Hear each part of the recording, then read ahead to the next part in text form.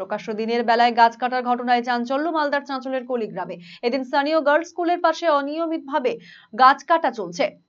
খবর পেয়ে ঘটনাস্থলে গিয়ে গাছ কাটা রোখে বন দপ্তরের আধিকারিকরা। উল্লেখ্য, সেই আমবাগানে একাধিক আম গাছ ছিল। প্রায় 6 মাস ধরে সেখানে গাছ কাটা হচ্ছিল বলে অভিযোগ। এদিন বন দপ্তর পৌঁছানোর আগেই কেটে ফেলা হয় 6টি গাছ। ঘটনাস্থলে গিয়ে বাজেয়াপ্ত করা হয় বেশ কয়েকটি গাছের গুঁড়ি। যদিও এদিন গাছ কাটার সপক্ষে কোনো নথিপত্রও দেখাতে পারেনি বাগান মালিক। কাটছে কিনা আমরা খবর পেয়ে আসলাম যে অবৈধ গাছ কাটছে, সেটাকে আমরা গাছ কাটাও বন্ধ করলাম। আর না, এটা পারমিশন নেওয়া হয়নি।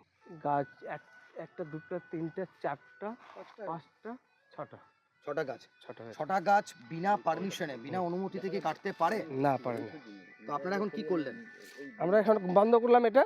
এখন আমাদের রেঞ্জের অফিসার আসবে, ওখানে অফিসে যাবে, অফিসে যে ও লিগ্যাল সব কাগজপত্র না যতক্ষণ না করবে ততক্ষণ যেন একটা গাছ না। পদক্ষেপ কি হতে পারে যদি অনুমতি না ছাড়া কাজ কাটা? সেটা তো পদক্ষেপ রেঞ্জার ও বলবে, আমি সেটা তো পদক্ষেপ আমরা আপনারা কি বন্ধ রাখলেন এখন? হ্যাঁ, বন্ধ রাখলাম এটা। তো এই কার্ডগুলো কি হবে? এখানেই থাকবে। তো 10টার মধ্যে 5টা কেটে এই মুহূর্তে যে আপনারা ওনারা বলছেন যে ওদের আছে ওই না না, পারমিশন কাগজ দেখাতে পেরেছে? না, পারমিশন নাই।